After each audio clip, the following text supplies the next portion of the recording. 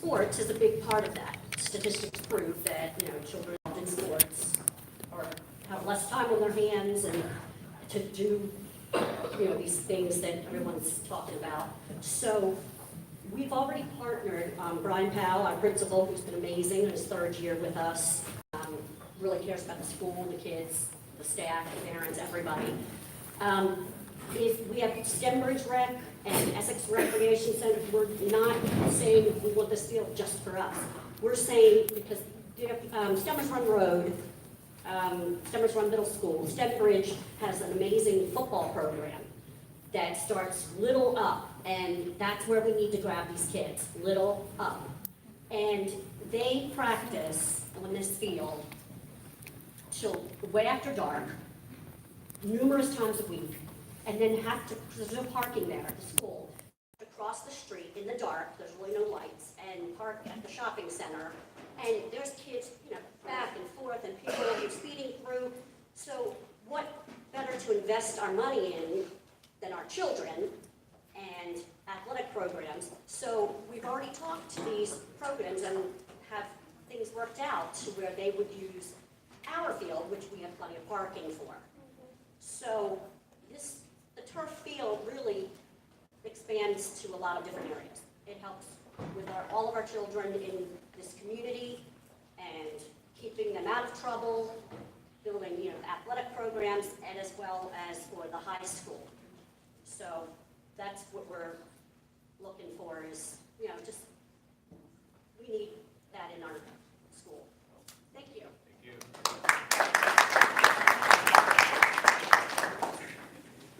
Well, hello.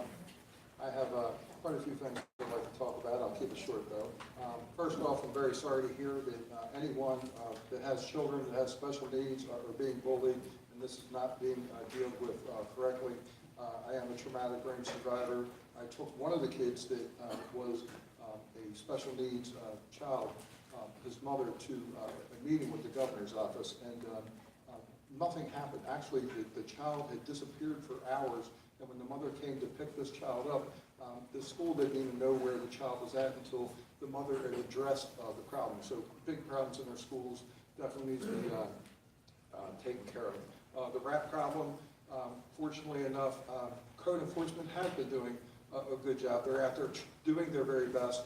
Unfortunately, as Dave Padro said, there's a lot of people in the community. Dundalk TV has went out in the neighborhoods and taken the camera out there, and people are not taking care of the trash properly, and that's why the rats are still there. So I'm very happy that the county has had that program. It has made some kind of difference, but without the people cooperating, that's a problem. We need to educate those people, and our neighborhoods will be much better for that.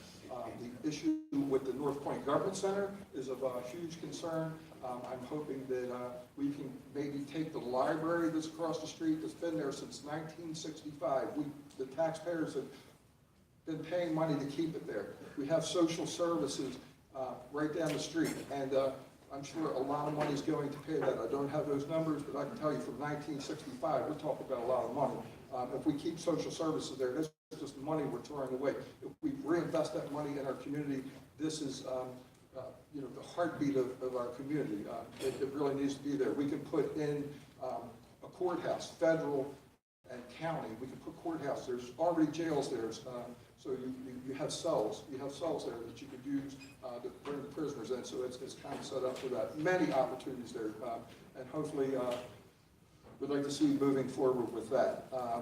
Also, very concerned. I know a lot of people said a lot of good things about the Dundalk Renaissance Corporation, but they did have the road to nowhere. They were also the catalyst to having the proposed sale of the North Point Government Center as well. So I would like to see in the transparency and also the waste fraud to have that looked into and how much money has been wasted there. I know that they have done a few good things. I'll give them credit for that. I even gave Kevin Kamens, who I couldn't stand, credit for the good things that he did. He did a couple good things, but not many.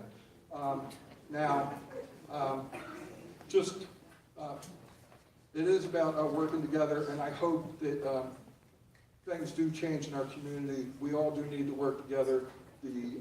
our political figures need to remember they are working for the people and to respect them. And my God, I've seen so much crime in our neighborhood. It sickens me to see how many people's homes are being broken into when they're home. Just the gentleman, he talked about his flare being thrown at his house, and how many cars are being ransacked and different things happening. A guy told me he doesn't even lock his car anymore. He just took everything out of it that they could steal. He hopes that they go through it enough times that they realize when they come back that they just leave his car alone. So we have huge problems there. I'm probably the biggest person, if you go back and check the records, I'm probably the biggest person calling 911. The police department told me, you see a problem, call. I call all the time. I have videos. I heard somebody talking about the amount of people being killed on Dundalk Avenue and the different accidents and things. I actually documented how many signs are being hit on the road, cars rolling over, people coming down where there's an alley right around the corner doing 80 miles an hour. It is absolutely crazy. I thank the police when I see them out there giving tickets because I know how deadly our roads are. So please look into that. And I think it's been very beneficial, and I'm glad to see how many people came out tonight. And I would encourage you to check out Dundalk TV. We're doing everything we can in the community. If you have a problem, we are a voice to help get things done. Thank you very much.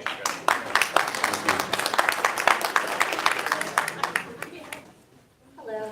So I have been in Baltimore County all of my life, actually. I'm just another generation in my family who have been in Baltimore County. And I really like the RAT program that Cliff and his wife Debbie put together. One suggestion, maybe the trash cans the city put out, because when we buy the trash cans, they're $100 for those trash cans that the trucks lift up and dump in. I don't put that trash can outside of my 6-foot fence. I have a ratty old trash can that I put outside because they'll steal it. If I don't nail it down or it isn't chained, they'll steal it. So anyway, I came here because I'm sure everybody probably saw the Fox Ridge homes and the sinkholes that we have. We have had sinkholes for the last year. And the last one just ate a car. Actually, that was my neighbor. So the street that I live on, right across the street, that car was my neighbor's car. And that was only 6 feet away from the first sinkhole that was just right up the street that missed a car. So in the last year, there's been 3, 2 directly out front of my house. And I mean, I know the infrastructure isn't built or wasn't built for the MTA buses to roll through. They're rippling up the streets, they're tearing up the roads. I mean, we've had 2 kids hit just because, I mean, the way that this is set up and the things that are going on in the neighborhood, we can't really control the fact that these people are going to speed through, but we have all these buckles and ripples from these buses. People are just flying through. We're trying to avoid hitting them to mess up their car. We've had 2 kids get hit. We just had one, a little girl just die. Now that was an unfortunate accident, but it's still happening. People are trying to avoid all of the potholes and the pits from the water. We have water just standing on our street. It's frozen. It's like a little ice rink. So you come around the corner and you're turning, your car's spinning out of control. I just don't know what they're going to do, but they need to do something.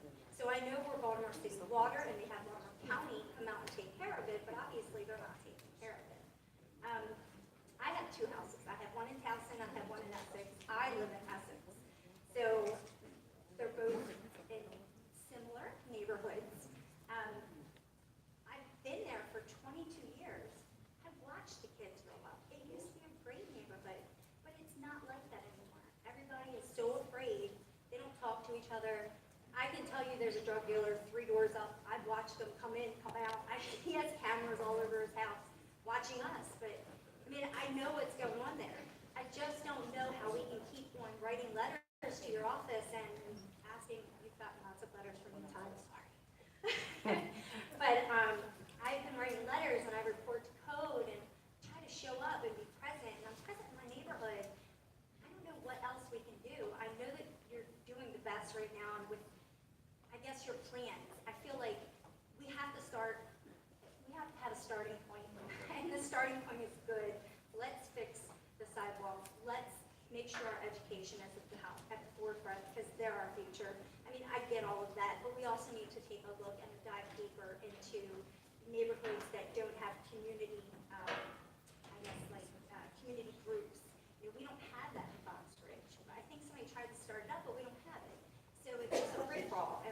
Section 8 everywhere. So I know there's a lot of people that want to get involved, and I don't know that they know how to. When people try to point them in the right direction, I can only do so much. I work in operations for Hopkins, and I spend a lot of time there. So that's why I came tonight. Good to see you all here. Thank you.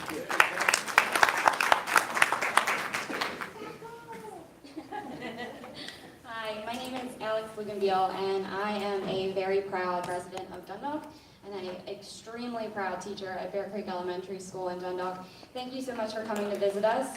You came and read to one of our third grade classes about a month ago, so thank you. So I am here because I work with some amazing people. We are highly educated, highly trained, and we love what we do. You showed a graph earlier that we are one of the lowest paid counties, and in order to continue on with this higher education for our kids, we should be paid equal to and have that responsibility for our, to build our community and to build our nation. We're putting in all of this effort. We continue our schooling as educators. We go on for our masters and our plus 30s, our plus 60s. Our schooling never stops. So in order for that to continue, in order for our communities to be great and for our kids to be just as great, we just hope that you recognize that it starts in our schoolhouse. We know that you're very supportive of education, and we just hope that you realize that we're trying to build our future. We love our kids, we love what we do, but don't take that for granted. So thank you.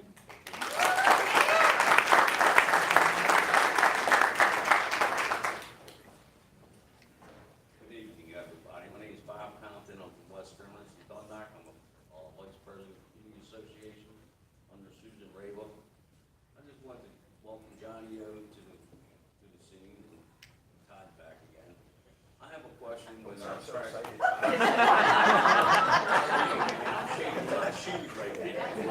You're doing fine. I'd rather talk one-on-one. But I have a question.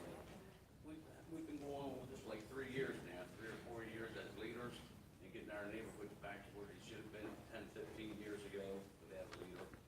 And we got this ratification going down in all our neighborhoods, and they're coming out and doing their job. So is code enforcement, okay? They're doing a good job. But there's one thing that's bothering me, is this trash. I already heard 2 people talk about it. These people know when these trash trucks are coming down your alley, and they pretty much put their trash out in that bags before that truck comes down that alley. Because they know that code enforcement isn't out 4 o'clock in the morning. So if your trash man comes and you're having that issues, that's why. But I go out there at 4 o'clock, 5 o'clock every trash day, and I meet with the trash man, and I ask him how long it was. He says it's looking pretty good when you have these stragglers, and they're the ones that are coming down. I got it right in front of me. It smacked me in my face, and I'm pulling code, and they're telling me this and that. Why can I do so much? But now that I'm here, and I'm speaking to you 2 guys, hopefully something gets done. All they got to do is skip 3 blocks, come back and hit them. Let 3 guys from code go down that alley and light these tickets up or whatever they are, and then they're caught. And next week, do 3 more alleys, or put 3 guys in the alley. Okay, that way they can knock 2 alleys out at least a week. And then they're going to see what's going on. They're going to say, well, I put mine out there and get 300. They might have to pay $1,000 because we're wasting our money. I ain't, but tax dollars are being wasted because these people are putting their trash still out there. So that's how you can catch them guys. Yeah, I got 3 of them right in my face. And I want to thank you guys. I want to thank Cliff and his wife, Lynn, Susan, Rayla, Nora, and somebody else, Debbie, and Lynn, for being leaders of their communities, and they're turning them around 100%. Thank you. You all have a good day.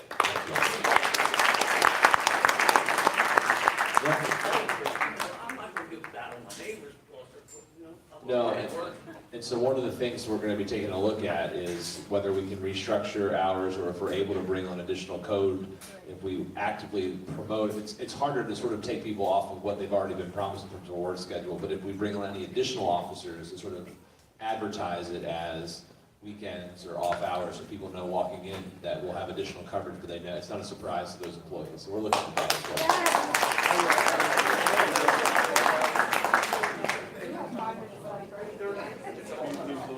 Okay, we'll stay in touch too. Thank you. So, Thank you very much. First, I'd like to introduce myself. My name is Scott Pappas, and I'm presently serving as the Fort Howard Community Association President. I'm also serving as the corresponding Secretary and Treasurer for the 2nd District Civic Council of Baltimore County. I'm also serving as a board member and treasurer of the Baltimore County Historic Trust.